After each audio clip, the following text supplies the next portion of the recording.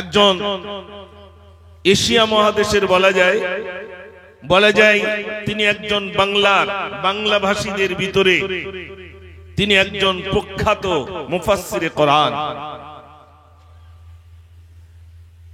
জানার ইন্তেকালে শুধু আমাদের বাংলার মানুষ, শুধু বাংলাদেশের মানুষ, তানাদের চোখে শুধু পানি পড়েনি, সারা ওয়ার্ল্ডের মানুষ জানারা তানাকে প্রাণ ভরে ভালোবাসতেন। কত মানুষ চেয়েছেন যে একটু সময় দিতেন, আমরা ফ্লাইটে ভিন্ন দেশ থেকে বাংলাদেশে গিয়ে হুজুরের জানাজা একটু শরীক হতে পারতাম, তাহলে আমাদের জীবনটা একটু ধন্য হয়ে যেত।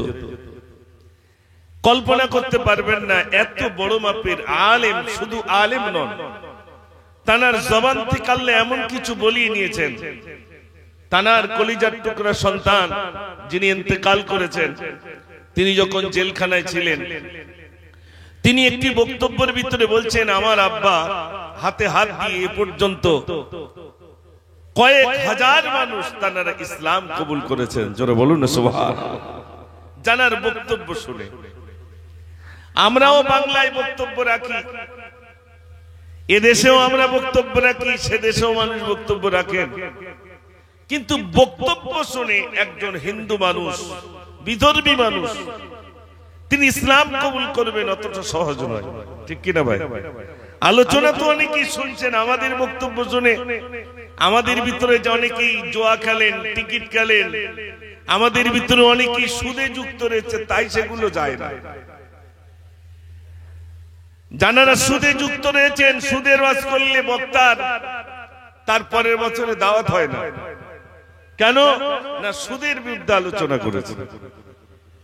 দেখেন, যিনি হকপন্থী আলেম, যিনি এ পর্যন্ত কোন নেতা নেত্রী এবং পুলিশ বলুন, প্রশাসন বলুন, কাউকে তিনি তোয়াক্কা করেননি, তিনি হক কথা বলে গেছেন। আর এই এমন একটি হক কথা উচ্চ কণ্ঠে, বজ্র কণ্ঠে মানুষের সামনে দায়িত্বহীন ভাষায় বলে গেছেন, তিনি অন্য কেউ নন, তিনি হলেন আল্লামা দেলওয়ার হোসেন সাঈদ হুজুর। জোরে বলুন না সুবহানাল্লাহ। তিনি এমন ভাবে মানুষের কাছে বক্তব্য রেখেছেন, আজ সোশ্যাল মিডিয়ায় তার বক্তব্য ভাসছে।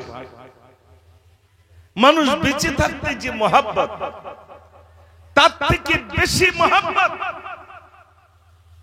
একটা জিনিস অবাক হয়ে গেছে, যখন ইন্তেকালের পরে গাড়িতে করে নিয়ে আসা হলো, জানাজা হয়ে আপনার গোসল হয়েছে কি জানি না, কেউ মুখে চুমা খাচ্ছে, কেউ কপালে চুমা খাচ্ছে, কেউ বুকে চুমা খাচ্ছে, মানে পাগল হয়ে যাচ্ছে যে একটু চুমা খেয়েও যদি আমি শান্তি পাই, এমন একজন মানুষ তিনি আমাদের থেকে বিদায় হয়েছে।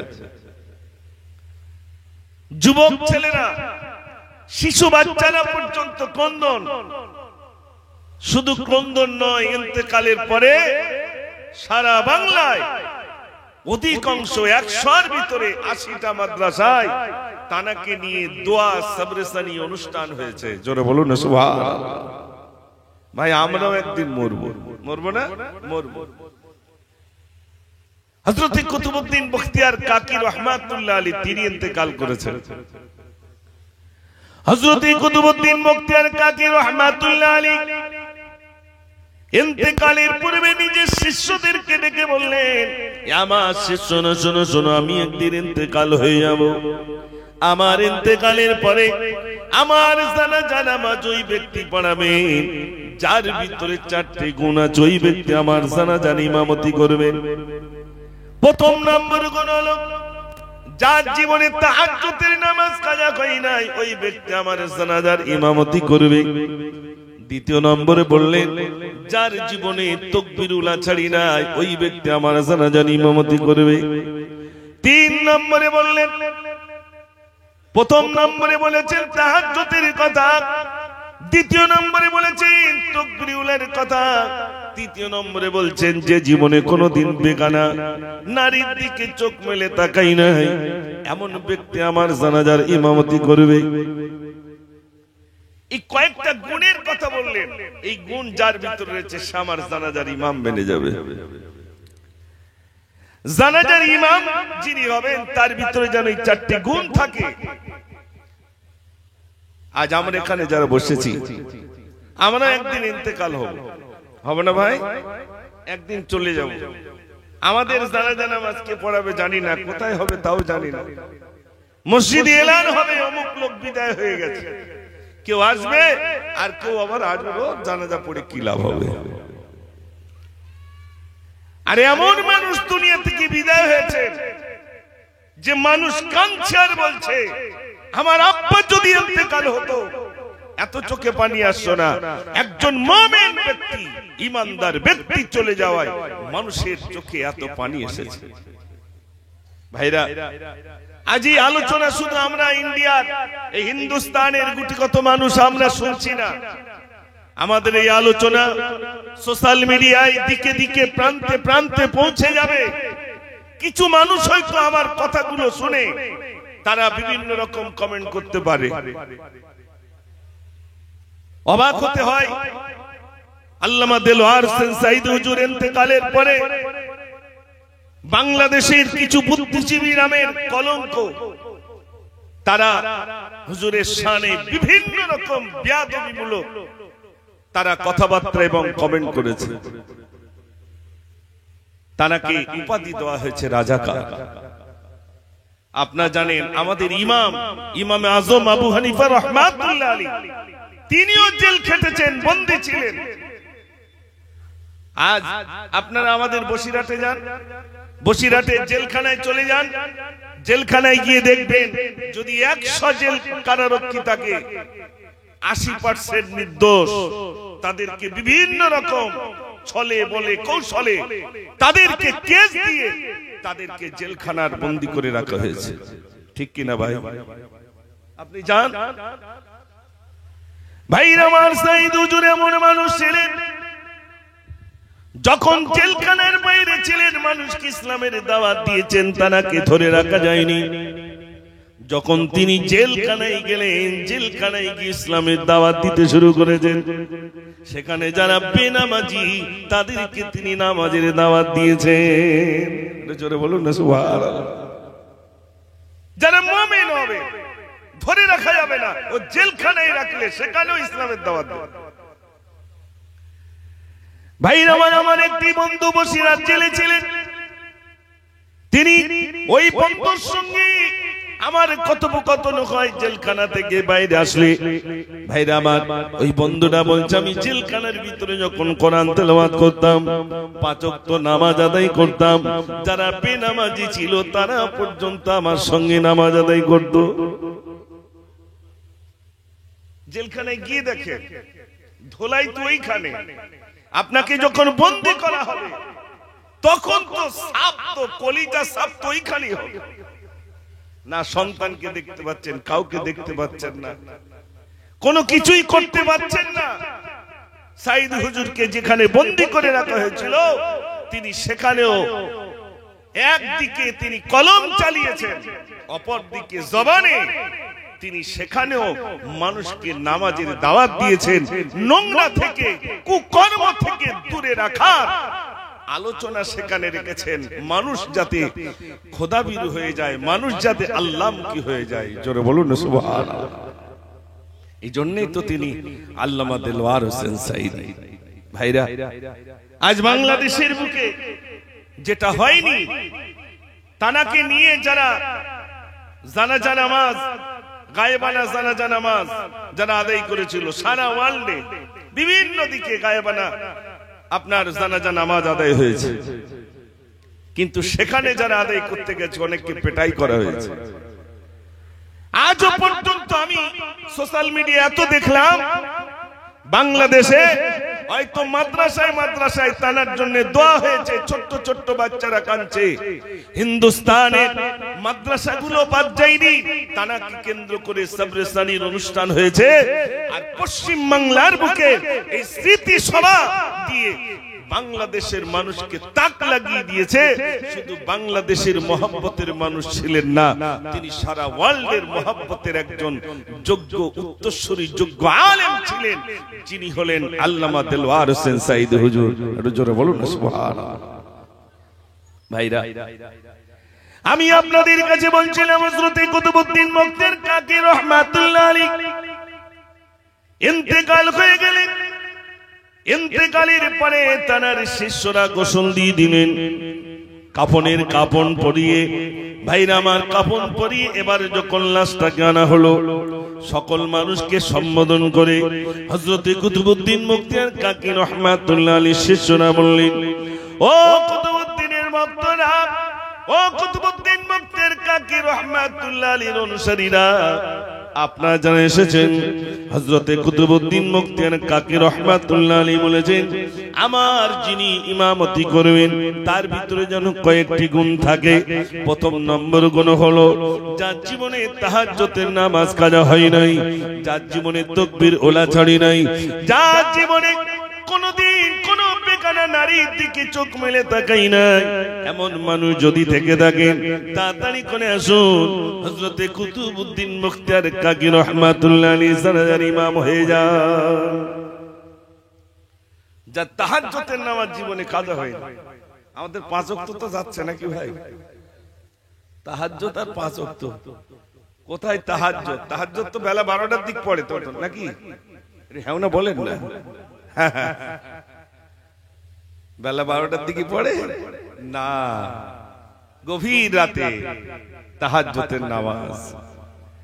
আল্লাহর নবী সাল্লাল্লাহু আলাইহি ওয়াসাল্লাম বলেন, কোন মানুষ যদি নিজের গুনার জন্য, গুনাহ মাফির জন্য আল্লাহর কাছে যায়, আল্লাহর কাছে রোনাজারি করে, সে যেন তাহাজ্জুদের নামাজ আদায় করে।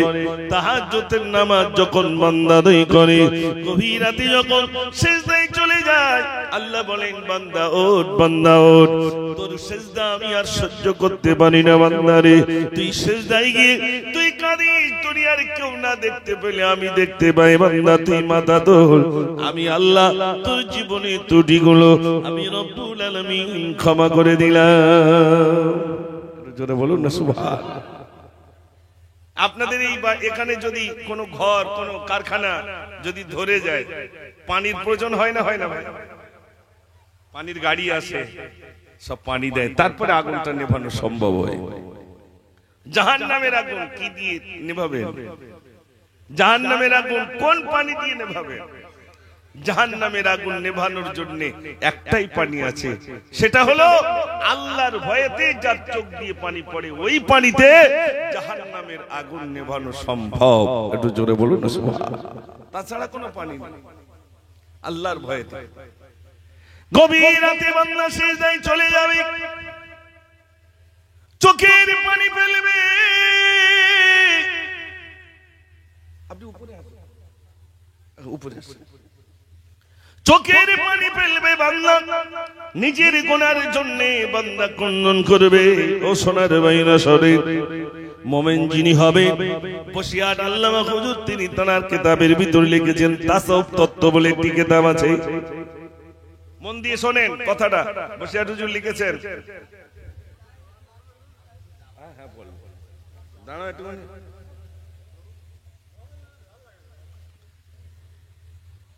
বলবো ঠিক টাইম দাঁড়ায়। কি বলছিলাম? বসিয়াট হুজুর কিতাবের ভিতর লিখেছেন, মানুষ ইন্তেকাল করলে যিনি মুমিন হবে, হুজুর কিতাবগুলো পড়বেন, হুজুর লিখেছেন মানুষ ইন্তেকালের পরে মুমিন হলে এই নাকের মাথাটা ডান দিকে হালকা বেঁকে যাবে, আর কি হবে? কপাল থেকে ঘাম ঘাম ভাব হবে, চাওয়াল থেকে খাম খাম ভাব হবে, তখন বুঝতে হবে ইনি হলেন প্রকৃত মুমিন। একটু জোরে বলুন না সুবহানাল্লাহ। আল্লামা দেলওয়ার হোসেন সাইদ হুজুর ইন্তেকাল করলেন, ইন্তেকালের পূর্বে গাড়ি থেকে নেমেছেন, নেমে জান্নাতি হাসি দিলেন আর বললেন আসসালামু আলাইকুম বলে সম্বোধন করলেন। মানুষকে সালাম দিলেন প্রথমে, আর জিজ্ঞেস করলেন ভালো আছেন? আহা, নিজে জেলখানায় অপরকে জিজ্ঞাসা করছেন আপনি ভালো আছেন, এটাই তো মুমিনের চিহ্ন। একটু জোরে বলুন না সুবহানাল্লাহ। নিজে জেলখানায় গাড়ি থেকে নামলেন, প্রথমেই তিনি সালাম দিলেন, কি সুন্দর করে সেই সালামের কথাটা আমার মনে হচ্ছে যেমনি স্টেজে উঠে কোনো বক্তব্যে যখন তিনি ভাষণ দিতেন মানুষের সামনে, লাখ লক্ষ জনতার সামনে যখন যেমনি সালাম দিতেন, ঠিক সেই রকম সালামের ভঙ্গি আসসালামু আলাইকুম বলি জিজ্ঞাসা করলেন আপনারা ভালো আছেন? জান্নাতি হাসি দিয়ে তিনি চলে গেলেন। কয়েক ঘন্টা পর জানা যাচ্ছে তিনি ইন্তেকাল করেছেন। যাই হোক, তার জীবনের ইচ্ছা ছিল, আল্লাহ তুমি আমাকে শহীদি মরণ নসিব করো, মরণ আমাকে শহীদি মরণ তুমি আমার নসিবে কবুল করো। আমি সোশ্যাল মিডিয়ায় দেখলাম যে ডাক্তার চিকিৎসা করছেন, সেই ডাক্তার বলছেন আমাকে একজন এমপি আমাকে ফোন করেছেন দেখার জন্য, তাই আমি এসেছি। আমি যেটা করেছি তার পরামর্শই করেছি। আচ্ছা, কোন ডাক্তার সাধারণ মানুষের পরামর্শ নিয়ে চিকিৎসা করে না নিজের জ্ঞান গরিমার ভিতর দিয়ে সে চিকিৎসা করে?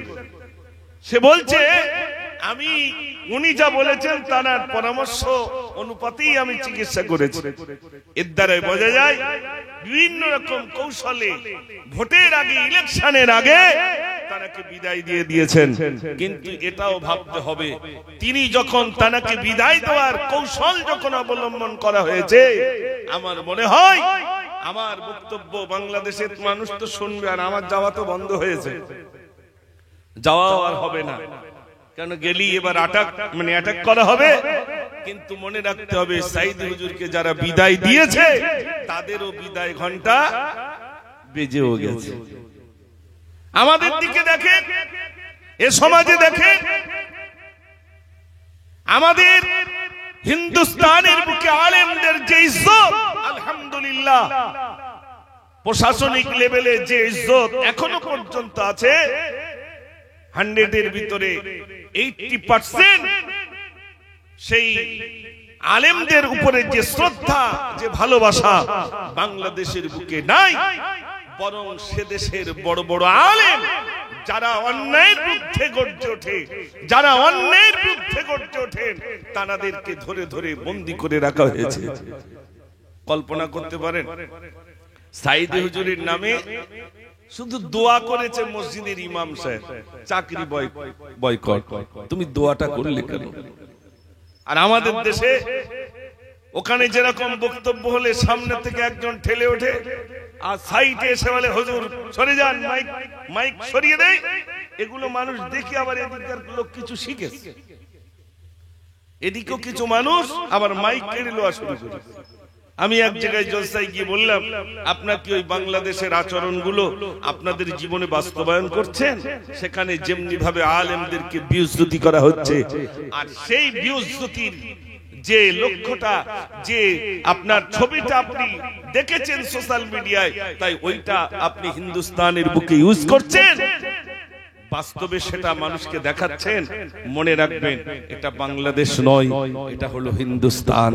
এই জন্যই তো আমি গজলের ভিতর লিখেছিলাম, ভারতবাসী ভারতবাসী ভারতবাসী গো, ভারতবাসী ভারতবাসী ভারতবাসী গো, সম্প্রীতির পতাকা আজি আমরা তুলিব, আমরা তুলিব, আমরা তুলিব।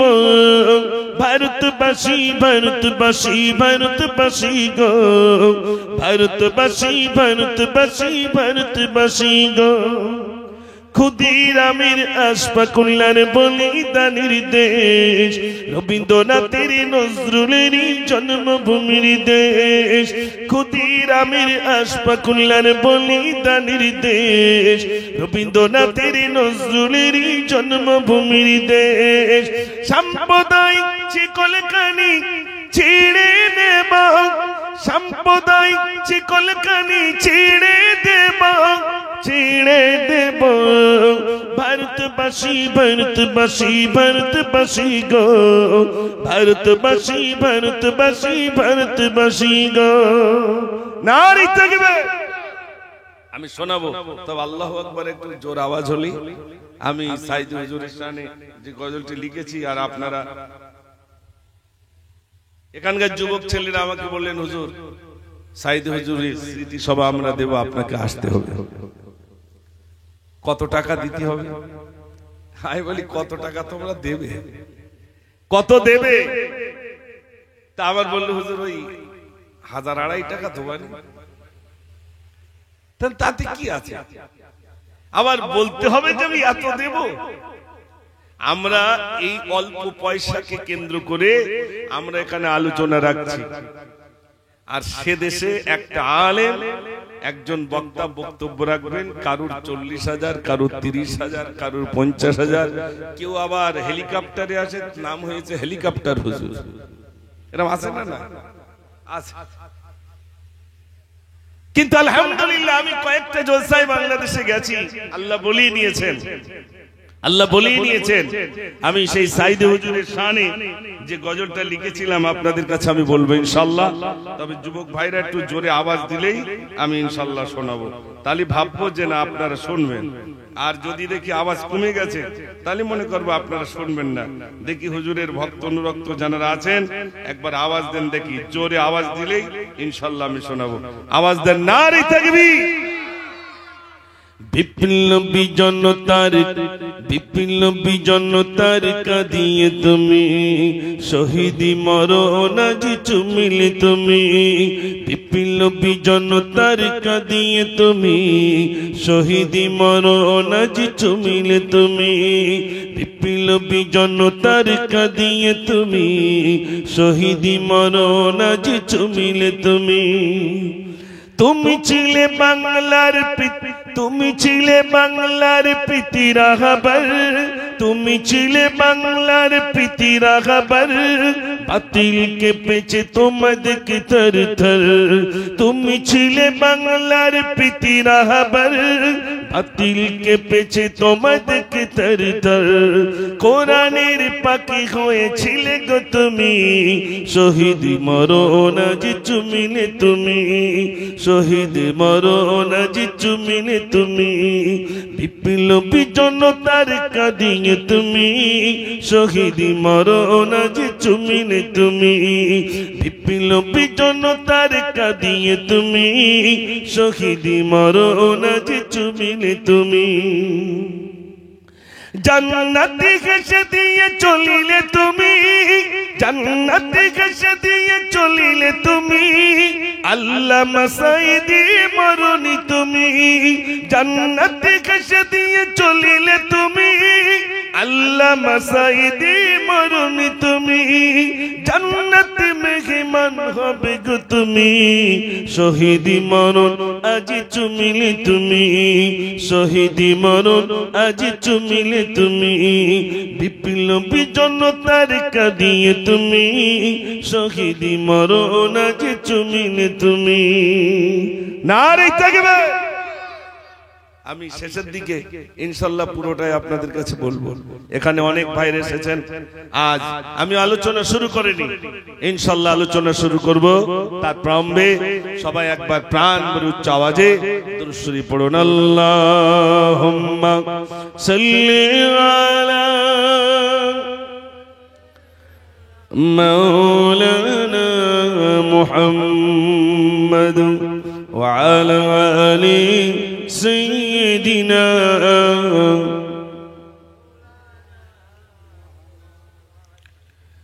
আমার সোনার ভাইরা,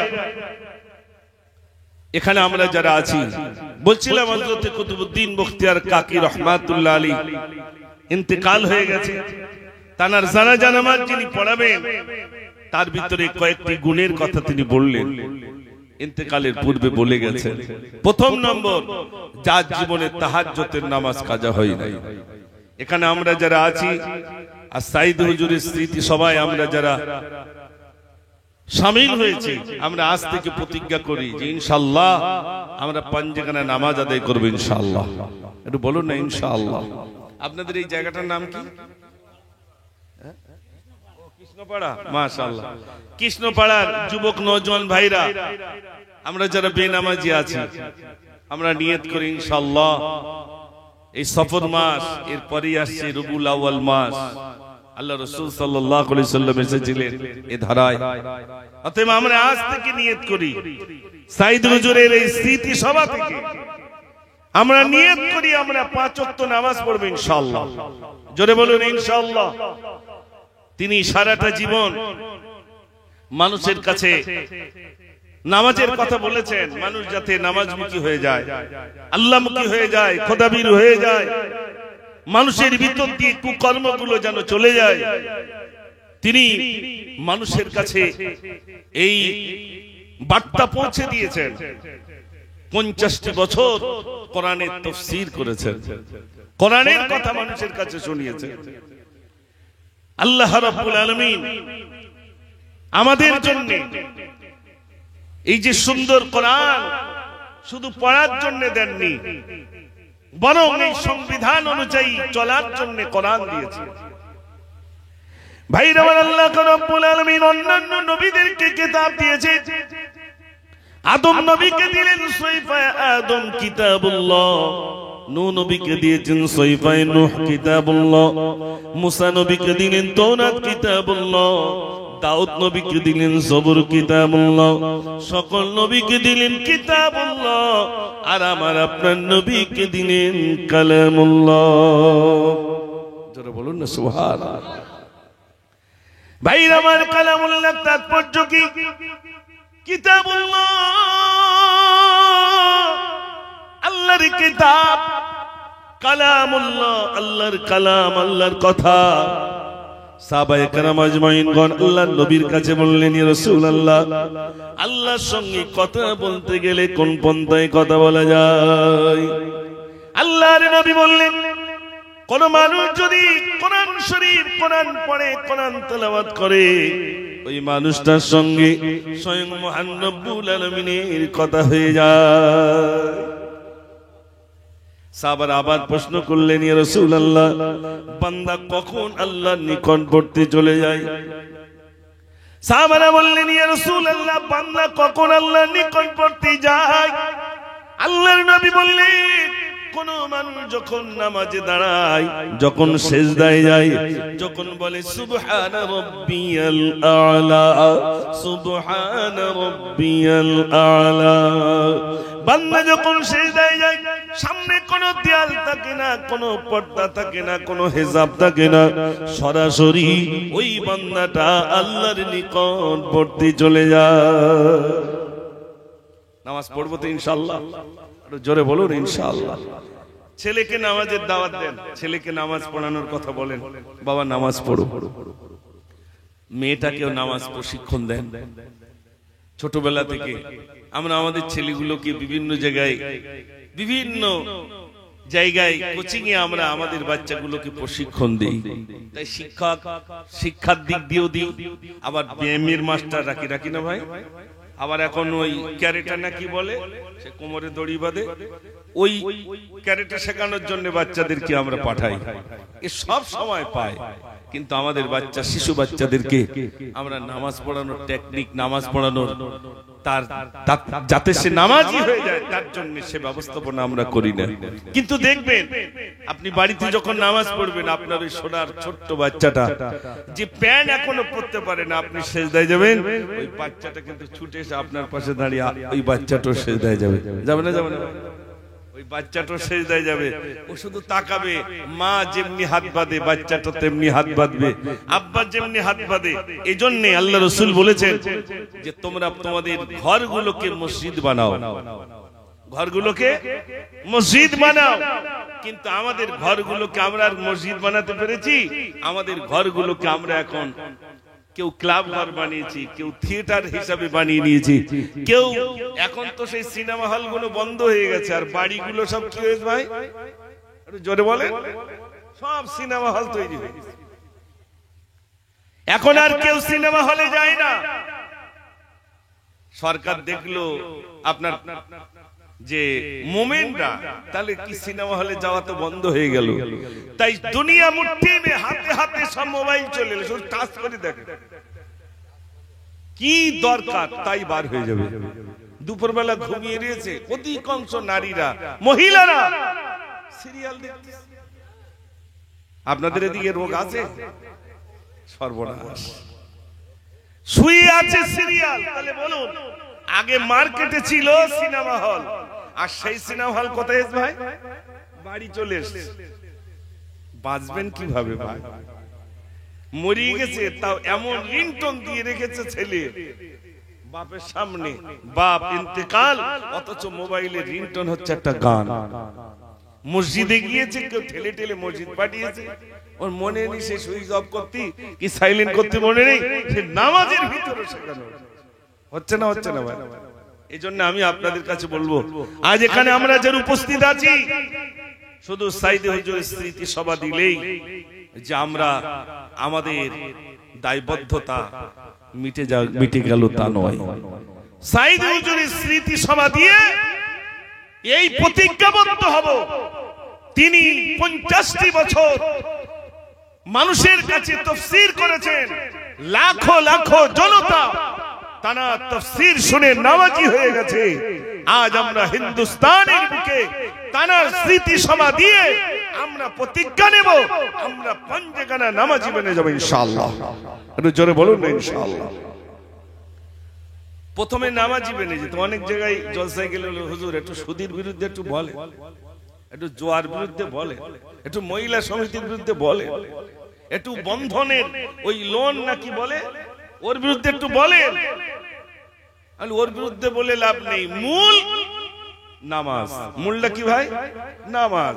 ওই সাবান যদি আপনি ভিতরে আনতে পারেন, যেমন জামাটা পরিষ্কার করতে গেলে সার্ফের প্রয়োজন, সাবানের প্রয়োজন, ঠিক তদ্রূপ নামাজ যার ভিতরে আছে, সমস্ত ময়লাগুলো সব কি হয়ে যাবে? সব দূর হয়ে যাবে।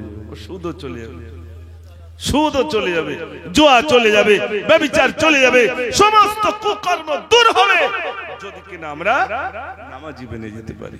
তাই আমার ভাইরা, এখানে আমরা যারা উপস্থিত আছি, আমার সত্যি খুব ভালো লাগছে। আমি আগে এত জানতাম না যে সাইদে হুজুরের ভক্ত অনুরক্ত আমাদের হিন্দুস্তানের বুকে এত, এটা আমার অজানা ছিল। কিন্তু আজ আমরা জানতে পেরেছি তানার এখন, এর পূর্বে আমরা শুনিনি, তানার ইংরেজিতে বক্তব্য শুনলাম, তানার উর্দুতে বক্তব্য শুনলাম। এই আপনার কাবা শরীফের ভিতরে তিনি নামাজ পড়ার সুযোগ পেয়েছেন। এই বক্তব্যটা আমি কিছুদিন আগেও করেছি, যেটা তানার জবান থেকে বলা, আর সেটাকে কেন্দ্র করে বাংলাদেশের কিছু মানে কি বলবো, বিরাট নামের আগে বিরাট বড় আল্লামা, বিরাট বড় লকাব, তারা বক্তব্য রাখছে আর বলছে সব মিথ্যা, ওটা এডিট করা। এগুলো শুনলে অবাক হয়ে যায়। তারপরেও ইন্তেকালের পরে তার বিরোধিতা কম হচ্ছে না, তার বিরোধী কম হচ্ছে বলে মনে হয়। সমালোচনা চলছে, সমালোচনা চলছে। ও সোনার ভাইরা আমার, আজ আমার এতটুকু কথা আপনাদের কাছে আল্লামা দেলোয়ার হোসেন সাইদি হুজুরের স্মৃতি সভা মানে এই নয় তানাকে কেন্দ্র করে শুধু আমরা সভা দেব, কিন্তু না না না না, তিনি অন্যায়ের বিরুদ্ধে যেমনি মানুষের সামনে গর্জে উঠেছেন, তিনি মানুষের পাওনা বুঝে দেওয়ার জন্য একদিকে তিনি রাজনীতির প্ল্যাটফর্মে এসেছেন, তিনি এমপি হয়েছেন, গরিব দুস্থ সহায় মানুষের সেবক বনে গেছে। নিজের বিরাট বালাখানা তিনি বানাননি, নিজের বিরাট বালাখানা বানাননি, বরং একটি ছোট্ট ঘর আজ পর্যন্ত সোশ্যাল মিডিয়ায় সেই ঘরটি ভেসে আছে। একটি ঘর তানাকে দেওয়া হয়েছিল, তাও তিনি বলছেন ও ঘরটা আমার নয়, ওটা আমার একজন ভক্ত আমাকে দিয়েছে। একটা ভক্ত ওটা ঘর দিয়েছে, কিরকম ভক্ত চিন্তা করেন। তিনি যদি মনে করতেন আমি বাংলাদেশের বুকে শুধু তাফসীর করব আর 1 লক্ষ করে টাকা নেব, তাহলে কি তাকে জেলে যেতে হতো? আজ যে সমস্ত বাংলাদেশের বক্তারা হেলিকপ্টারে যায়, আমার মনে হয় তাকে জনসায় যেতে গেলে প্লেনে করে নিয়ে যেত, মানে ওই রাজ্যের ভিতরেই প্লেনে প্লেনে নিয়ে যাও। তিনি যদি শুধু মনে করতেন আমি শুধু বক্তব্য রাখবো, কোন মানুষের অধিকার, মানুষের ন্যায্য পাওনা বুঝে দেওয়ার জন্য আমি ওই প্ল্যাটফর্ম আমি নেব না, তাহলে তিনি পারতেন না? পারতেন না ভাই? একটু জোরে বলেন। পারতেন।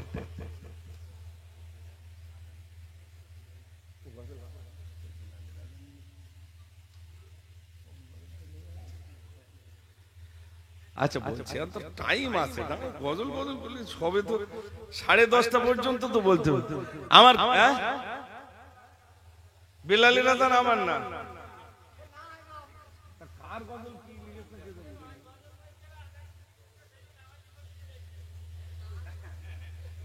কি বলছে? হ্যাঁ বলবো, একটা করে গজল বলবো আর ওয়াদা করিয়ে নেবো। নামাজের ওয়াদা দাঁড়াতে সে পর্যন্ত আসতে দেন আমার। জাল ফেললে কি বড় মাছ পড়ে? আগে আমার ঘিরতে হবে একটা। আমার অনেক যুবক ভাইরা এসছে, মনে করছে গজল বলে, গজল তো বলবে ইনশাআল্লাহ। এই দেখেন আমাদের এই বাংলায় আলহামদুলিল্লাহ, আমি তো সেই শিশুবেলা থেকে, একেবারে যখন শিশু ছিলাম তখন থেকে আমি গজল বলি, আজও পর্যন্ত বলছি ইনশাআল্লাহ, বলতেই আছি। আপনাদের জন্য অনেক গজল আমি লোড করেছি ইনশাআল্লাহ, যে গজলগুলো আমি ইউটিউবে আপনার ছাড়ছি, যাতে করে আপনারা সেগুলো শুনতে পান। আমি চেষ্টা করছি যাতে আমার ভাইরা নতুনত্ব কিছু পাক, অবশ্যই, কিন্তু তার একটা সময়ের ব্যাপার আছে। যেমন একটা গজলেই লেখা হয়েছে এখনো পর্যন্ত একবার নতুন, কবর আমার নীরব বাসা, কবর আমার শেষ পিয়াসা, কবর আমার আখিরাতের সেতু সূচনা, কবর আমার জীবন মর্মে আসল ঠিকানা, কবর আমার নীরব বাসা, কবর আমার শেষ পিয়াসা, কবর আমার আখিরাতের সেতু সূচনা, কবর আমার জীবন মর্মে আসল ঠিকানা। তারপর লিখলাম, যখন রূহ দেহ ছেড়ে আকাশ পানে ধপিবে, লাশের মায়া ভুলে যেয়ে দাফন কাফন করিবে, সেদিন আমার দু চোখ বিবর দেব রওয়ানা, কবর আমার জীবন মর্মে আসল ঠিকানা। নারে তাকবীর। সব শোনেননি, একবার নতুন করে আপনাদের কাছে বলা হচ্ছে। হ্যাঁ, আর ইউটিউবার ভাইরা বলতে সারা জীবন শুধু পুণ্য পুণ্য বলি গেল, তো একটা নতুন তো কিছু বললো না, যার কারণে মাঝে মাঝে একটু নতুন দিতে হচ্ছে, বুঝলেন ভাই? নতুন নতুন কিছু বলতে হয়। মা তোমার কথা ভাবলে মন অশ্রু জলে ভাসে, দাও ফিরিয়ে মাকে খোদা হাজার বছর দিয়ে, দাও ফিরিয়ে মাকে খোদা হাজার বছর দিয়ে, মা তোমার কথা ভাবলে মন অশ্রু জলে ভাসে, দাও ফিরিয়ে মাকে খোদা হাজার বছর দিয়ে। আমি ছোট শিশু কাঁদি ঘরে রঙ্গিনাই, লোকে আমার এতিম বলে তোর যে কে গোনাই, দু চোখে বই ঝরনা দ্বারা গহীন করে ঠাই, দু চোখে বই ঝরনা ধারা গহীন করে ঠাই, ভাবি আমি ডাকবে আমায় কখন মুচকি গেছে, মা তোমার কথা ভাবলে মন অশ্রু জলে ভাসে, দাও ফিরিয়ে মাকে খোদা হাজার বছর দিয়ে। নারে তাকবীর। বেশ কিছু গজল বললাম, কোথায় রেখে এসেছি মনে আছে ভাই? নামাজ আপনাদের মনে মনে, আমার ঠিক মনে আছে, তাহাজ্জুদের নামাজ। হযরত কুতুবউদ্দিন বখতিয়ার কাকি রাহমাতুল্লাহ আলাইহি বললেন, বেঁচে থাকা অবস্থায় আমার জানাজা নামাজ যিনি পড়াবেন, যার ভিতরে যার জীবনে তাহাজ্জুদের নামাজ কাজা হয় নাই, সেই জন্য আমার জানাজার ইমামতি করে। এখন এরকম লোক খুঁজে পাওয়া যাবে ভাই? একটু জোরে বলেন না। তাহাজ্জুদের নামাজ কাজা হয়নি লোক খুঁজে পাওয়া যাবে? 5 ওয়াক্ত নামাজ কাজা হয়নি তো সে তো অনেক আছে। আর তাহাজ্জুদের নামাজ ভাই আমার হযরত কুতুবউদ্দিন বখতিয়ার কাকি রাহমাতুল্লাহ আলাইহি ইন্তেকালের পরে লাখো লাখো জনতা যখন সামনে রইলেন, শিষ্যরা বললেন, ও কুতুবউদ্দিনের ভক্তরা, হযরত কুতুবউদ্দিন বখতিয়ার কাকি রাহমাতুল্লাহ আলাইহি বলেন, আমার জানাজা নামাজ ওই ব্যক্তি পড়াবে যার জীবনে তাকবীরুল্লাহ ছাড়ে নাই, ওই ব্যক্তি আমার জানাজার ইমামতি করবে। যার জীবনে তাকবীরুল্লাহ ছাড়ে নাই, ওই ব্যক্তি আমার জানাজার ইমামতি করবে। যার জীবনে কোন বেগানা নারীর দিকে চোখ মেলে তাকাই নাই, ওই ব্যক্তি আমার জানাজার ইমামতি করবে। এমন ব্যক্তি যদি থেকে থাকেন তাড়াতাড়ি করে আসুন, হযরত কুতুবউদ্দিনের জানাজার ইমাম মেনে যান। ইমাম খুঁজে পাওয়া যাচ্ছে না, ইমাম খুঁজে পাওয়া যাচ্ছে না। হঠাৎ পিছন দিক দিয়ে একজন হাত তুলে বলছেন, আমি কুতুবউদ্দিনের জানাজার ইমাম মেনে যাব। একটু জোরে বলুন না সুবহানাল্লাহ। হাজারো লাখো মানুষের সামনে যখন পিছন দিক দিয়ে একজন হাত উঠেছে, তখন সব মানুষের নজর কোন দিক যাবে ভাই? সে তার দিকে যাবে। তাহাজ্জুদের নামাজ জীবনে কাজা হয়নি, তাকবীরুল্লাহ ছাড়ি না। তাকবীরুল্লাহ বোঝেন ভাই? যারা কম বেশি নামাজের সঙ্গে যুক্ত রয়েছেন তানারাই তাকবীরুল্লাহ বুঝবেন না, তো আমরা কি করে বুঝবো? যিনি যে চাষ করেন সে চাষের কথা তিনি জানবেন, ঠিক কি না? আমাদের তো এই চাষ নাই। তাকবীরুল্লাহ মসজিদে গিয়ে দেখবেন ইমাম সাহেব যখন নামাজের পাটিতে দাঁড়াবেন আর পিছন দিক দিয়ে কামাত দেবেন, এ কামাত দেওয়ার পরে ইমাম সাহেব যখন বলেন আল্লাহু আকবার, বলেন না বলেন না, বলার পরেই ইমাম সাহেব মনে মনে বলেন সুবহানাকাল্লাহুম্মা বিহামদিকা ওয়া তাবারাকা ইসমুকা ওয়া তাআলা জাদ্দুকা ওয়া লা ইলাহা গায়রুক আউযু বিল্লাহি মিনাশ শাইতানির রাজীম বিসমিল্লাহির রহমানির রহিম। এই পর্যন্ত মনে মনে বলেন। এবার শুরু করেন, আলহামদুলিল্লাহি রাব্বিল আলামিন الرحمن الرحيم مالك يوم الدين إياك نعبد وإياك نستعين। এই যেই বলবে আলহামদুলিল্লাহি রাব্বিল আলামিন, তারপরে যদি আপনি বলেন আল্লাহু আকবার, তা আপনার তাকবীরুল্লাহটা ছেড়ে গেল। তার আগে বলতে আল্লাহু আকবার, তাহলে তাকবীরুল্লাহ রইল। আল্লাহ রাসূল বলছেন, যে ব্যক্তি তাকবীরুল্লাহ সহিত নামাজ আদায় করবে, আল্লাহ তার প্রথম পুরস্কার দেবেন, আল্লাহ তার জন্য জান্নাত নির্বাচিত করে দেবেন। জোরে বলুন না সুবহানাল্লাহ। জান্নাত দিয়ে দেবেন।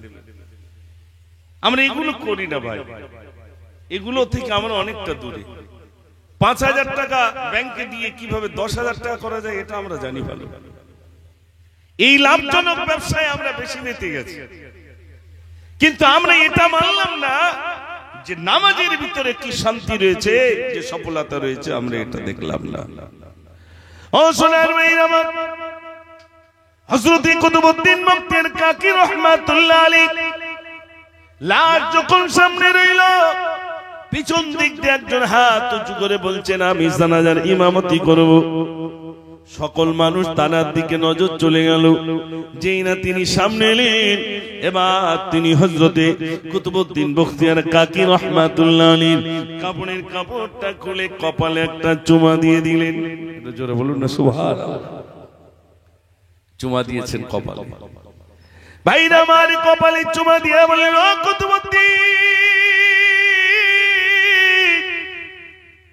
কুতুবউদ্দিন, তুমি এমন কেন ওসিয়ত করে গেলে? তোমার ওসিয়তের দরুন দুনিয়ার মানুষ আজ জেনে নিল, যা আমার জীবনে তাহাজ্জুদের নামাজ কাজা হয় নাই, এতদিন দুনিয়ার মানুষ জানতো না, আজ কিন্তু জেনে নিল। আমার আমল ছিল গোপন, কিন্তু একজন আল্লাহর ওলি আর একজন আল্লাহর ওলির খবর রাখে। জোরে বলুন না সুবহানাল্লাহ। একজন আল্লাহর ওলি আর একজন আল্লাহর ওলির খবর রাখেন, উনি কেমন। আজ তো মানুষ জেনে নিয়েছে। আমরা মাঝে মাঝে একটু কেউ যদি ওমরাতে ঘুরে আসে, কেউ যদি হজরতে ঘুরে আসে না, কথায় কথায় ভাই পশ্চিমে গেছি, তার মানে তুমি শোনো আমি হজ করে এসেছি। ডাইরেক্ট আর বলতে পারতেছ না যে আমি হজ করে এসেছি, তাই হজটা না বলে বলে ভাই সে পশ্চিমে গেছি তো দেখলুম সে বিরাট ব্যাপার, তার মানে তুমি বুঝে নাও যে আমি হজ করে এসেছি। মানুষকে জানায় তুমি বলো কি কত টাকা দান করি জানো, এসব বলে। আমি আমার বাপকে খেতে দিই, আমার মাকে খেতে দিই, আমি এই করি, আমি সেই করি। আর কুতুবউদ্দিন বখতিয়ার কাকি রহমাতুল্লাহ আলাইহির যিনি জানাজা পড়াবেন, তিনি বলছেন, কাঁদছেন আর বলছেন, ও কুতুবউদ্দিন, এতদিন দুনিয়ার মানুষ জানতো না যে আমার জীবনে তাহাজ্জুদের নামাজ কাজা হয়নি, এটা আমার গোপন ছিল। তুমি মানুষের কাছে বলছ কেন? মানুষ তো সব জেনে নিয়েছে, এবার উপায় কি? আমার ভিতর যদি অহংকার আসে তাহলে তো এই বরবাদ হয়ে যাব। ফজরের নামাজ পড়ে চার দোকানে চা খায়, গল্প করে, কড়ায় উঠি জানো, সেই 3টের সময় উঠি, সেখান থেকে তাহাজ্জুদের নামাজ পড়ি, ফজরের নামাজ পড়ি, একটু কোরআন তেলাওয়াত করি, তারপরে ইশরাকের নামাজ পড়ি, তারপরে তোমার চার দোকানে এসে চা খাই। অত সহজ না ভাই, মানুষের কাছে গল্প করে, মানুষের কাছে গল্প করে নিজের বড়ত্ব জাহির করতে চায়। কখনো করবেন না। 10 টাকা দান করে মানুষের কাছে বলবেন না আমি বিরাট কিছু করেছি, নিজে গোপনে গোপনে। ভাই এখন তো বেরিয়েছে সোশ্যাল মিডিয়ায় দেখতে পাই, 5 কেজি আলু একটা গরিবের দেবে তো অন্তত 10টা হাফ দিয়ে দেবে, দেয় না ভাই? আপনার এখানে তো অনেকে আছে, পঞ্চায়েত থেকে যদি কিছু দেয় বা কোনো একটা সংস্থা থেকে যদি কোনো কিছু দেয়, তা সেখানে কটা হাত যায় বলে মনে হয় ভাই? সবাই মিলে দিচ্ছে, দেখো আমরা দিচ্ছি, দুনিয়ার মানুষ দেখো আমরা এদেরকে দিচ্ছি, অথচ ওরা দেয় না। বল ও সোনার ভাইরা আমার, হযরত কুতুবউদ্দিন বখতিয়ার কাকি রহমাতুল্লাহ আলাইহির কপালে চুমা দিয়ে কাঁদছেন। ও কুতুবউদ্দিন, তুমি এমন কথা বলেছো কেন? তুমি এমন কথা বলার কারণে, তোমার এই কথা বলার কারণে মানুষ জেনে নিল আমার তাহাজ্জুদের নামাজ কাজা হয় নাই, আমার তাকবীর উলা ছড়ি নাই, আমি জীবনে কোনো বেগানা নারীর দিকে চোখ মেলে তাকাই নাই। দুনিয়ার মানুষ জেনে নিল। ও কুতুবউদ্দিন, আজ যদি আমার ভিতর অহংকার এসে যায়, ফখর এসে যায়, আমার জীবনে তাহাজ্জুদের নামাজ কাজা হয় নাই, এই অহংকার যদি এসে যায়, আমার সব আমল বরবাদ হয়ে যাবে। ও কুতুবউদ্দিন, কেন আজ তুমি এমন ওসিয়াত করে গেলে? তোমার জানাজায় এসে তোমার এই ওসিয়াতের দরুন আজ আমাকে ইমামতি করতে হচ্ছে। ও কুতুবউদ্দিন, কাল কিয়ামতের দিনে যদি আমি আটকে যাই, আমার আমলনামা যদি বদ আমল হয়ে যায়, সেদিন যদি আমি আটকে যাই আর তুমি যদি জান্নাতে যাও, আমাকে সঙ্গে নিয়ে তুমি একটু জান্নাতে যাবে। একটু জোরে বলুন না সুবহানাল্লাহ। আর 5 কেজি আলু দান করে আমরা মনে করতে জান্নাতে যাব। জান্নাত মামুর বাড়ি। ও সোনার ভাইরা, হযরত কুতুবউদ্দিন বখতিয়ার কাকি রহমাতুল্লাহ আলাইহি সালাম পড়ানোর জন্য দাঁড়িয়ে গেলেন। জানার ওসিয়ত ছিল, আমার জানাজা নামাজ যিনি পড়াবে, যার তাহাজ্জুদের নামাজ কাজা হয় নাই, তাকবীর ওলা ছাড়ে নাই, এমন ব্যক্তি আমার জানাজার ইমামতি করবে। সোনার ভাইরা, বলতে যে আপনাদের কাছে বলছিলাম, আল্লামা দেলোয়ার হোসেন সাইদ হুজুরের জানাজা একবার নয়, বাংলাদেশে যদি সুস্থভাবে তানার জানাজা নামাজ আদায় করতে দেওয়া যেত, বাংলাদেশের মানুষ বুঝতে পারত, ইতিহাসের প্রতি সুন্দর করে লেখা থাকত, আল্লামা দেলোয়ার হোসেন সাইদির জানাজা নামাজের কথা লেখা থাকতো। কিন্তু দেখা গেল সে দেশের সরকার যত তাড়াতাড়ি পারা যায় আল্লামা দেলোয়ার হোসেন সাইদিকে কিভাবে কবরস্থ করা যায়, কিভাবে কবরস্থ করা যায়, আমি সোশ্যাল মিডিয়ায় দেখছিলাম জানার কবরটা করার পরে, কবরস্থ করার পরে কয়েকদিন পরে পুলিশরা পর্যন্ত তানাকে ঘিরে রেখে দিয়েছেন কবর। পুলিশরা কবর পাহারা দিচ্ছে, পুলিশ কবর পাহারা দিচ্ছে, কাউকে সেখানে যেতে দেওয়া হয় না। জানারা সেখান থেকে লাইভ দিচ্ছেন, বলছেন আমরা মসজিদের ভিতরে নামাজ পড়তে এলাম। নামাজ পড়তে আসার পরে এবার খালি হাত দুটো তুলে একটু কবরটা জিয়ারত করলাম, দোয়া করলাম, এছাড়া আমরা সুস্থভাবে পারি নাই।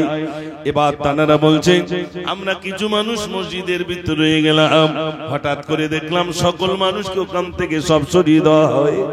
পুলিশ জানারা পাহারা দিচ্ছেন, বলছেন যে ব্যক্তি সোশ্যাল মিডিয়ায় বলছেন, উনি বলছেন সকল মানুষকে ওখান থেকে সরিয়ে দেওয়া হলো।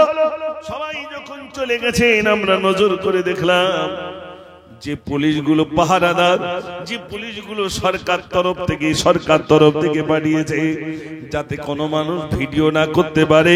এবার পুলিশগুলো কবরের ধারে দাঁড়িয়ে দাঁড়িয়ে দুটো হাত তুলে এবার সাইদি হুজুরের জন্য আল্লাহর কাছে দোয়া করতে থাকে। আমার ভাইরা আজও পর্যন্ত কবর পাহারায় রয়েছে, পাহারাদার হিসেবে পুলিশরা। আমাদের এখান থেকে আমরা কিছু মানুষ নিয়ত করেছি, পাল্টি না খালি আর তা যাওয়া যাচ্ছে না। আমরা দোয়া করছি আল্লাহ যেন বেশ ভালো করে পাল্টি দেয়। আর ওরা ভেবে নিয়েছে ওদের মুখের কথা এখন যদি না পারি আমাদের আর থাকা হবে না, দুনিয়ায় থাকা হবে না, বরং মাটির তলায় যেতে হবে। ওরা বুঝেই নিয়েছে এবার কায়দা করে লড়তে হবে, হয় থাকবো নাই যাবো। ঘোষণা অলরেডি দিয়ে দিয়েছে। তবে মনে রাখবেন, আমি এর আগেও বলেছি, আমার কথাটা বাংলাদেশের মানুষ শুনবেন। আমার ভাইরা সাইদ হুজুরকে যেভাবে তারা ষড়যন্ত্র করে বিদায় দিয়েছে, আল্লাহর তরফ থেকে সরকারকেও বিদায় হতে হবে ইনশাআল্লাহ। আমার সোনার ভাইরা, এই জন্য আমরা এখানে আমরা শান্তি কামনা করি। বাংলাদেশের নাগরিক যারা আছেন তাদের শান্তি কামনা করি। আমাদের হিন্দুস্তানের আমরা যারা মুসলমান আছি আমাদের জন্য তারা দোয়া করেন, আমরাও তাদের জন্য দোয়া করি। যেহেতু বাংলাভাষী মানুষ, এখানে যখন কোনো সমস্যা দেখা দেয়, যখন কোনো বন্যায় মানুষ আক্রান্ত হয়, যখন আল্লাহর কোনো গজবে মানুষ পতিত হয়, তখন বাংলাদেশের মানুষ, বাংলাদেশের আলেম ওলামারা তানারাও সেখান থেকে আমাদের জন্য দোয়া করে। ঠিক কিনা ভাই? দোয়া করে। অতএব আমরা এখান থেকে সাইদ হুজুরের জন্য, সে দেশের মুসলমানের জন্য, সারা বিশ্বের মুসলমানের জন্য, যারা মজলুম, যারা অত্যাচারিত হয়ে রয়েছেন, যারা সরকারের পক্ষ থেকে জুলুমের উপরে পতিত হয়ে রয়েছেন, যে সমস্ত আলেম ওলামারা, বিশেষ করে আল্লামা মামুনুল হক, আমির হামজা, মুফতি আমির হামজা সহ আর বহু আলেম জেলখানার ভিতরে বন্দী, যাদের আলোচনা শোনার জন্য আজও পর্যন্ত বাংলা ভাষী মানুষেরা পাগল দিওয়ানা। আমরা সাইদ হুজুরের স্মৃতি সভা থেকে আমরা আল্লাহর কাছে দোয়া করি, আল্লাহ তুমি আল্লামা মামুনুল হক এবং বিশেষ করে মুফতি আমির হামজা এবং তৎসহ যত আলেম ওলামারা জেলখানার ভিতরে এই সরকারের তরফ থেকে, সরকারের জুলুমে যারা বন্দী রয়েছে, আল্লাহ তুমি তাদেরকে মুক্তি দাও। আল্লাহ তুমি তাদেরকে মুক্তি দিয়ে আবারও আমাদের সামনে ফিরিয়ে দিয়ে কোরআনের বাণী তাদের জবান থেকে তুমি আমাদেরকে শুনিয়ে দাও। এই দোয়া আমরা করি, আমরা করব ইনশাআল্লাহ। এই জন্য আমার ভাইরা, যত ভাইরা রয়েছেন, আমি যাওয়ার আগে আপনাদের কাছে আরো একটু অঙ্গীকারবদ্ধ, আমার যে সমস্ত ভাইরা রয়েছেন, আমার পরে জাকির সাহেব নাকি? আচ্ছা, মাশাআল্লাহ। আমার পরবর্তী বক্তাও তিনি, বক্তা অনেক, শুধু শুনতে পারলি হয়। হ্যাঁ, ওটা শেষ করে একটু রেখে দিস না, পালাবে। আমি জানি, দেখেন এটা উত্তর 24 পরগনা, এখানে মানুষ মিলাদ বোঝে। আরো কিছু কিছু জায়গা আছে ভাই, সেসব জায়গায় যাই তো চুপ করে বসে থাকে, আবার কেউ ঘুমোয়। ঘুম তো আল্লাহর ইচ্ছায়, আর ঘুমটা আসবে না কেন? সারা দিন ওই মাঠে পরিশ্রম, কেউ পাট কাটছে, কেউ পটল গাছে, কেউ নিড়িয়েছে, তারপরও মিলাদ শুনতে আসাটা অত সহজ বলে মনে হয় ভাই? এত কষ্টের পরও মিলাদ শুনতে এসে স্বাভাবিক মানুষ ঘুমিয়ে পড়ে, ক্লান্ত হয়ে যায়। আর শান্তি হয়ে এখানে যখন শান্তি আসে বান্দা ঘুমিয়ে যায়। তারপরেও এতক্ষণ আপনাদের কাছে আলোচনা রেখেছি আমি, কিছু কথা আপনাদের কাছে আলোচনা রাখবো ইনশাআল্লাহ। তার আগে আরো একবার দরুদ শরীফ, আল্লাহুম্মা সাল্লি আলা সাইয়্যিদিনা মাওলানা মুহাম্মদ ওয়া আলা আলি সাইয়্যিদিনা মাওলানা মুহাম্মদ। নৌকার মাঝি পার করে দে, দেরি করিস না, যাব আমি জিয়ারতে সোনার মদিনা। আল্লাহুম্মা সাল্লি আলা মাওলানা মুহাম্মদ ওয়া আলা আলি সাইয়্যিদিনা। আসমান সেজে উঠেছে, চারিদিকে সুরভিত আসমান সেজে উঠেছে, চারিদিকে সুরভিত আসবে যে রাগাবাদ কায়নাতি সরকার, আসবে যে রাগাবাদ কায়নাতি সরকার। ডাক এসেছে তো প্রভু, ইয়া রাসূল ইয়া রাসূল বলিবার মান। অনন্ত ঢেউ যেন বলছে ডেকে, এসো হে বন্ধু আমার, এসো হে বন্ধু আমার, এসো হে বন্ধু আমার, এসো হে বন্ধু আমার। আসমান সেজে উঠেছে, চারিদিকে সুরভিত আসবে যে রাগাবাদ কায়নাতি সরকার। ডাক এসেছে তো প্রভু, ইয়া রাসূল ইয়া রাসূল বলিবার মান।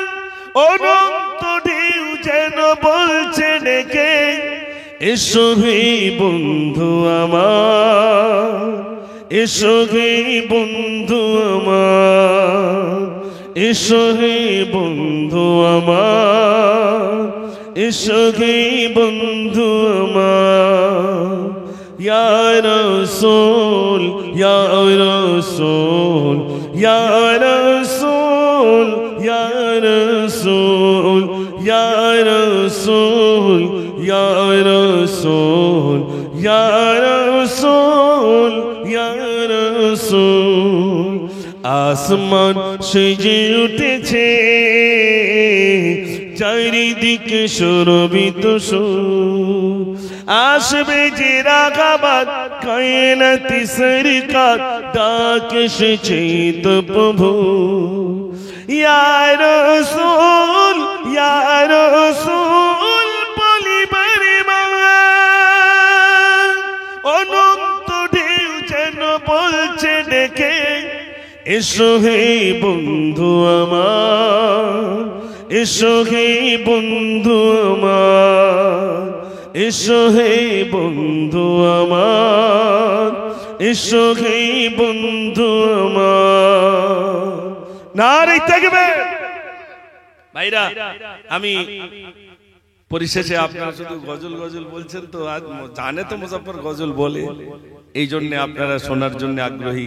হযরত কুতুবউদ্দিন বখতিয়ার কাকি রহমাতুল্লাহ আলাইহি জানাজা কে পড়েছেন, তাই তো আপনাদের মনের ভিতরে এটাই। দিল্লির বুকে একজন বিরাট বড় বাদশা ছিলেন হযরতে শামসুদ্দিন রহমাতুল্লাহ আলাইহি। তিনি হযরতে কুতুবউদ্দিন বখতিয়ার কাকি রহমাতুল্লাহ আলাইহির জানাজার ইমাম বনে গিয়েছিলেন। জোরে বলুন না সুবহানাল্লাহ। আমার ভাইরা, আমরাও একদিন ইন্তেকাল হয়ে যাব। ফাইদা জাজালহুম লা ইস্তাখিরুনা সাআতান ওয়া লা ইস্তাকদিমুন। একটা সেকেন্ড আগেও নয় পরেও নয়, হসপিটালের বেডে 15 দিন শুয়ে আছে, তার মানে মৃত্যুর ঘন্টা এখনো বাজেনি।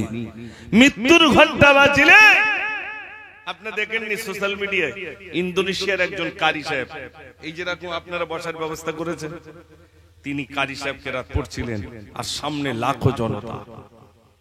কেরাত যখন পড়ছিলেন এরকম খুব টান দিয়ে বলছিলেন, আল্লাযী খালাকাল মাউতা ওয়াল হায়াতা লিয়াবলুয়াকুম আইয়ুকুম আহসানু আমালা। এই পর্যন্ত বলেছেন, আস্তে আস্তে নিস্তেজ হয়ে স্টেজে ইন্তেকাল হয়ে গেল। সামনে দিয়ে মানুষ ছুটে আসলে, না আমি মুজফ্ফরেই আছি, আল্লাহ যদি ডাক দেন তা আপনার ধরে রাখতে পারবেন বলে মনে হয়? যদি দাঁড়া আজরাইল একটু পরে সেই গজলগুলো লিখে দিয়েছে, তাও একটাও বলিনি, এখন সময় দেবে না। না, সাদ্দাত জান্নাত তৈরি করেছিল, জান্নাত। এক পা দিয়েছে পিছন দিক দিয়ে, ফকির সাহেব ডাকছে, ও সাদ্দাত। সাদ্দাত বলছে একটু ঘুরে আসি। আজরাইল বলছে না, ওই পর্যন্ত, এক পা দিয়েছো আর না। আপনাদের এই রাস্তা দিয়ে আসলাম, আগে এত সুন্দর ঘর আপনাদের ছিল না, ছিল নাকি ভাই? দুর্বল ছিল। মনে রাখবেন, গরিবদের জন্য একটা ফ্যাসিলিটি আছে। কি কি? একতলা বাড়ি, দুতলা বাড়ি, আবার ধনী কি করে হলো? ধনী ব্যক্তি যদি দেখতে চান, নিউ টাউনে যান, টুপি পড়ে যাবে, এত উঁচু উঁচু বিল্ডিং আছে না নাই ভাই? বিরাট টাকার মালিক, আমরা আর ক টাকার মালিক। এই গরিবদের জন্য একটা ফ্যাসিলিটি, সেটা হলো গরিবরা ধনী ব্যক্তিদের থেকে 500 বছর আগে আল্লাহ তাআলা জান্নাত দিয়ে দেবেন। জোরে বলুন না সুবহানাল্লাহ। কত বছর আগে? 500 বছর আগে। এই দুনিয়ার 500 বছর না, আখিরাতের 500 বছর। তার মানে দুনিয়ার কোটি কোটি বছর আগে গরিবরা জান্নাত পেয়ে যাবে। গরিবদের জন্য 3টে খাতা, একটা হলো কলমার খাতা, একটা নামাজের খাতা, আর একটা রোজার খাতা। এই 3টে খাতা। আর যে টাকা হবে, 2টো খাতা বাড়বে, একটা হলো হজের খাতা আর একটা যাকাতের খাতা। আপনারা বলুন, খাতা বেশি মানে হিসাব বেশি, তাই তো নাকি? আর খাতা কম, হিসেব কম। তাহলে বোঝা যায় খাতা কম, মার কম। খাতা বেশি, মার বেশি। আপনি একটু বলবেন, মানুষ মারা গেলে কবরে বাঁশ আগে যায় না লাশ আগে যায়? একটু জোরে বলে। বাঁশ আগে যায়। বাঁশ বলে আমি যাচ্ছি, তুমি এসো, ব্যবস্থা ওই জায়গায় হবে। বাঁশ বলবে আমি যাচ্ছি, তুমি এসো। মানুষ, আল্লাহ রাসূল বলেছেন 3টে জিনিস তোমরা দ্রুত করো, অতি দ্রুত। তার ভিতরে একটি জানাজা। মানুষ যখন ইন্তেকাল করবে তাড়াতাড়ি তোমরা মাইয়াত করবে, মানে দাফন করবে। কেন? মৃত ব্যক্তি সে বলতে থাকবে, যিনি মুমিন হবেন, আমার তাড়াতাড়ি নিয়ে চলো, আমার জন্য সুন্দর বালাখানা আল্লাহ রাব্বুল আলামিন আমার জন্য রেখে দিয়েছেন। একটু জোরে বলুন না সুবহানাল্লাহ। আর যিনি বেদিন হবেন, অর্থাৎ ঈমান থাকবে কিন্তু গুনাহে জর্জরিত, আমাকে নিয়ে যেও না, আমি সেই সমস্ত ভয়ঙ্কর দিক আমি দেখতে পাচ্ছি, আমাকে নিয়ে যেও না। ইমাম গজ্জালি রাহমাতুল্লাহ আলাইহি কিমিয়ায়ে শাহাদাত একটি কিতাব আছে, সেই কিতাবে লিখেছেন, যখন খাটিয়ায় করে নিয়ে যাওয়া হয়, চিৎকার দেয়। সেই চিৎকার আমরা কেউ শুনতে পাই না। শুনতে পাই না কি ভাই? আমরা শুনতে পাই না। সেই চিৎকার, কোথায় নিয়ে যাচ্ছ আমাকে? কোথায় নিয়ে যাচ্ছ আমাকে? নিয়ে যেও না। চিৎকার দিতে থাকে। যখন আমরা নিয়ে যাই, তখন ভাবে এই এতগুলো মানুষ পিছনে আসছে, এরা আমার সঙ্গে যাবে। ঠিক কবরে যখন নামানো হয়, তখন সবাই ফাঁকি 2জন নামে, একজন মাথার দিকে আর একজন পার দিকে নামে। আমাদের দিকে নামলে মনে করি এরা 2জন বুঝি যাবে, শুইয়ে দিয়ে 2জন থাকবে না, উঠে আসবে। ভাই, ও 2জন উঠে আসবে, বাঁশগুলো চাপিয়ে দেওয়া হবে। বাঁশগুলো চাপিয়ে দেওয়া হবে। একটুখানি স্মরণ করেন, আমি মরে গেলেই আমার এই অন্ধকার বাঁশ বাগানে আমাকে দিয়ে আসা হবে। অন্ধকার কবরটা, আপনার এই জায়গাটা আলোকিত করার জন্য, এই গরম থেকে বাঁচার জন্য পাখার ব্যবস্থা করেছেন, লাইটের ব্যবস্থা করেছেন, ঠিক কি না? কবরটা শান্তিময় যাতে হয়, তার জন্য যে হুজুরের আল্লামা আমার দেলোয়ার হোসেন সাইদি হুজুরের স্মৃতি, এই সভা আমরা কায়েম করলাম। আজ আমরা যদি হুজুরের স্মৃতি সভা দিতে পারি, তাহলে হুজুরের রেখে যাওয়া কথাগুলো, তানার আদর্শগুলো, তানার চরিত্রগুলো, তিনি কিভাবে মানুষের কাছে কথোপকথন করেছেন, তিনি গরিব দুস্থ সহায় মানুষদের কিভাবে সেবক বনে গিয়েছিলেন, আল্লাহ রাসূল সাল্লাল্লাহু আলাইহি ওয়াসাল্লামের সুন্নাহগুলো নিজের জীবনে কিভাবে ধারণ করেছিলেন এবং প্র্যাকটিক্যালে তিনি ইউজ করেছিলেন, যদি আমরা তা হই, আল্লাহ রাসূল বলেছেন আমার একটি সাহাবা হলো একটি নক্ষত্রের মতো, যদি তোমরা আমার একটি সাহাবার অনুসরণ করো তোমরা কোনোদিন পথভ্রষ্ট হবে না। একটু জোরে বলুন না সুবহানাল্লাহ। ভাইরা আমার, আমরা নবীদেরকে দেখেনি, সাহাবাদেরকে আমরা দেখিনি, তাবিঈদেরকে আমরা দেখিনি, তবে রাসূল বলেছেন ওয়ারাসাতুল আম্বিয়ার কথা বলেছেন, আলেমরা হলো নবীর ওয়ারিস, অতএব যোগ্য আলেম নবীর উত্তরসূরি, অতএব যোগ্য আলেমের যদি আমরা অনুসরণ করতে পারি, তাহলে দেখা যাবে রাসূল করিম সাল্লাল্লাহু আলাইহি সাল্লামের রেখে যাওয়া সুন্নাহ পথ ও মতের উপরে আমরা চলতে পারবো ইনশাআল্লাহ। তাই আমি সকলের কাছে বলবো, সাইদি হুজুরের এই স্মৃতি সভা থেকে আমরা আজ প্রতিজ্ঞা নিই যে ইনশাআল্লাহ আমরা 5 ওয়াক্ত পাঁচগানা নামাজ পড়বো ইনশাআল্লাহ। একটু বলুন ইনশাআল্লাহ, একটু জোরে বলুন ইনশাআল্লাহ। আল্লাহ তুমি কবুল করো, আল্লাহ তুমি কবুল করো, আল্লাহ তুমি মনের আশা পুরা করো, সবাই বলুন আমিন। আমার সোনার ভাইরা, অনেক যুবক এসেছেন, দুটো একটি গজলের আবদার আপনারা করেছেন, এটা লিখেছেন, আজান সুরে সুরে তব নাম গাই, মদিনার মিনারে সেই নাম হয়, আমি তো বারে বারে ডাকি তোমায়, নামাজি দাঁড়িয়ে সেজদায় গিয়ে বলি শুধু আমি আল্লাহ, ওগো আল্লাহ, ওগো আল্লাহ, ওগো আল্লাহ, ওগো আল্লাহ, ওগো আল্লাহ, ওগো আল্লাহ, ওগো আল্লাহ, ওগো আল্লাহ। সোনার গোলাপ কারি সারাই হয়েছিস বল আজ তুই দামি, খুশবু ছড়াই ফুল বাগিচায়, তাই তো মানো বীর খাতি তুমি, এসব কিছুই সবই তোমার, তুমি যে রহমান, তুমি দয়াবান, তুমি তো মোদের আল্লাহ, ওগো আল্লাহ, ওগো আল্লাহ, ওগো আল্লাহ, ওগো আল্লাহ, ওগো আল্লাহ, ওগো আল্লাহ, ওগো আল্লাহ, ওগো আল্লাহ। নারে তাকবীর, মাশাআল্লাহ। আমার ভাইরা, আজকে এই বিশেষ করে কৃষ্ণপাড়া, আমি এইখানটা আমার লাইফ আমি প্রথম এসেছি এই জায়গাটা, এর আগে ওই সাইডটা এসেছি, আর এইখানটায় আসলাম, আলহামদুলিল্লাহ খুব ভালো লাগলো। আমার যুবক ভাইদের, তারা সত্যি আলেমদের প্রতি যে তাদের এত মহব্বত ভালোবাসা, আল্লাহ যেন মৃত্যুর আগ পর্যন্ত এই মহব্বত আমাদের ভিতরে অটুট রাখেন, সবাই বলুন আমিন। আমি যখন এসেছি, যেভাবে আমার যুবক ভাইরা যেভাবে আমাকে ইস্তেকবাল করলেন, যেভাবে সত্যি মেহমানদারি করেছেন, এগুলো অতুলনীয়, ভোলা যায় না। আমার সেই সমস্ত ভাইদের জন্য আমার দোয়া, যে সমস্ত যুবক ভাইরা এই অনুষ্ঠানটা যদি না দিতেন, আমরা এতগুলো ভাই এখানে বসতে পারতাম না। অর্থ খুবই কম, তার ভিতর দিয়েও আমাদের মতো কিছু আলেমদেরকে তানারা দাওয়াত করেছেন, আর আমরা আপনারা এতগুলো ভাই এসেছেন। আমার বাড়ি তো বেশি দূর নয়, চৈতলার কত দূর নাকি ভাই, চৈতল তো বেশি দূর নয়। তবে আমি একটি কথা আপনাদের কাছে বলে যাই, এর আগে হয়তো বলিনি। এই যে আপনারা জলসায় আসলে আপনারা কিছু টাকা পয়সা আমাকে দেন, টাকাগুলো নিয়ে কি করি, এটা তো হিসাবের একটা দরকার আছে না? নাই, একটু হ্যাঁ না বলেন না? না হুজুর শুধু গাড়ি করুক, বাড়ি করুক, দুই একজন আবার দেখে হুজুরের বাড়ি যদি দুর্বল হই, হুজুরের কি করতে বলি, যারা বাইকে আসলে তো তার দাম নেই, বড় হাতি ঘোড়া করে আসতে হবে, তাহলে বলবে না হুজুর এই আছে। বাইকে আসলি আর সাইকেলে আসলি তার বলে ফেলে দেব, ঠিক বলছি না ভুল? চৈতল থেকে যদি সাইকেল নিয়ে আসে, আমার আর এখানে আসতে দেবে? হ্যাঁ, তো এগুলো কিছু কিছু যুবক ভাইরা এরকম মনে করছেন আপনারা টাকা দেন কি করি, যাবেন দেখে আসবেন। আলহামদুলিল্লাহ দুটি মাদ্রাসা করার আল্লাহ সুযোগ দিয়েছেন, একটা ছেলেদের একটা মেয়েদের।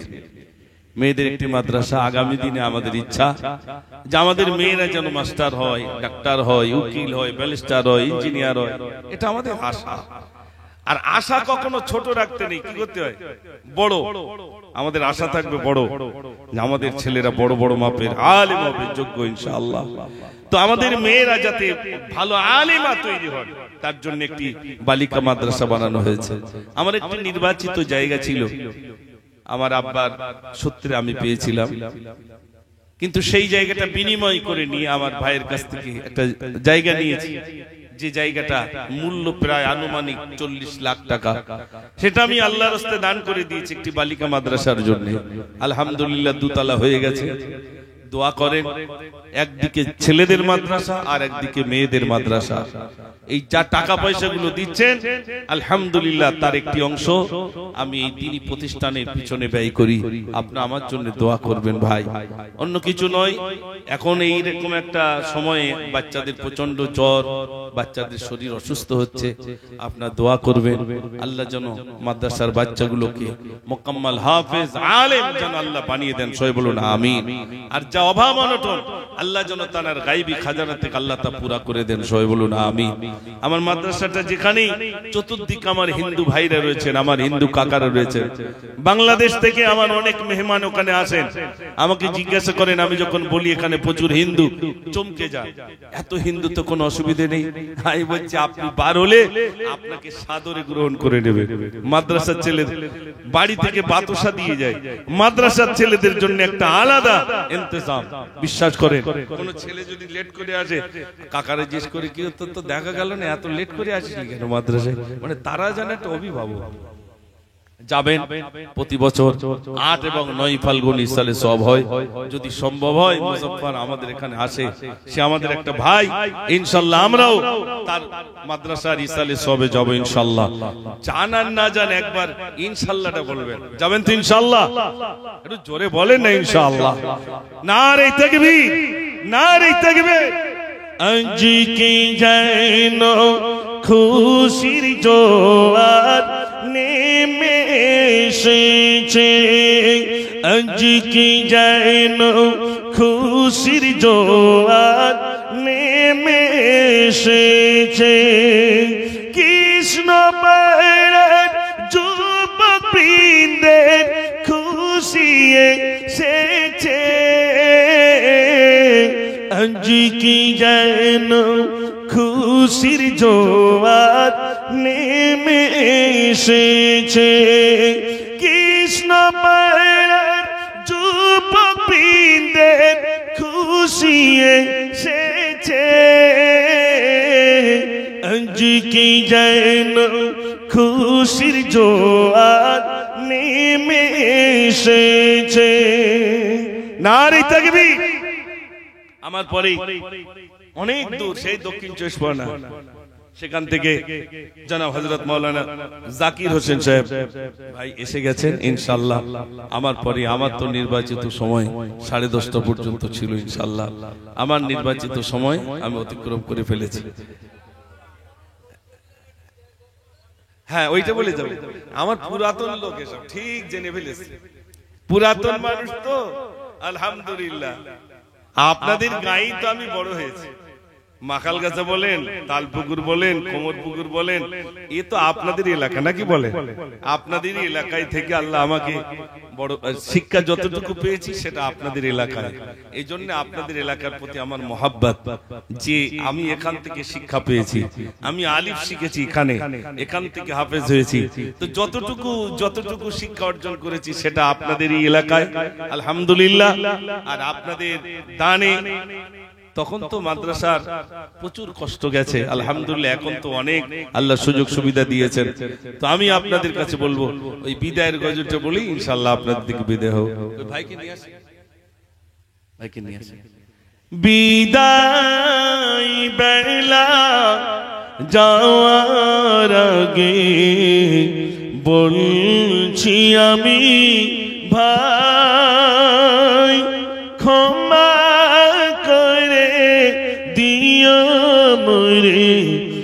আমাদেরই ভাই মিলাদের তরে এসেছিলাম আপনাদেরই দ্বারে চলাই বলাই কর্ম মাঝে ভুল করেছি বাইরে বিদায় বেলা যাওয়ার আগে বলছি আমি ভাই ক্ষমা করে দিও মরে আমাদেরই ভাই। সংক্ষেপ করলাম। আমার কৃষ্ণপাড়ার যুবক নজওয়ান বন্ধুরা জানার উপস্থিত হয়েছেন, সত্যি আমি খুব আনন্দিত। আপনারা আমার ভাই, আপনারা আমার বন্ধু, যেভাবে আপনারা এই সুন্দর মেহফিলটাকে আপনারা সাজিয়েছেন এবং যেভাবে আপনারা এই অনুষ্ঠানে সহযোগিতা করেছেন, যেভাবে মিলে মিলে বসেছেন, আল্লাহ রাব্বুল আলামিন যেন কাল কিয়ামতের দিনে আল্লাহ যেন নাজাতের জরিয়া বানিয়ে দেন। সবাই বলুন আমিন, উচ্চ আওয়াজে বলুন আমিন। আলহামদুলিল্লাহ। আমার পরবর্তী বক্তা ভাই এসে গেছেন, আপনার তানার মুখ থেকে আলোচনা শুনুন। এখানে যান উপস্থিত সবাই জমে জমে বসুন আর প্রাণ ভরে দরুদ শরীফ পড়ুন। আল্লাহুম্মা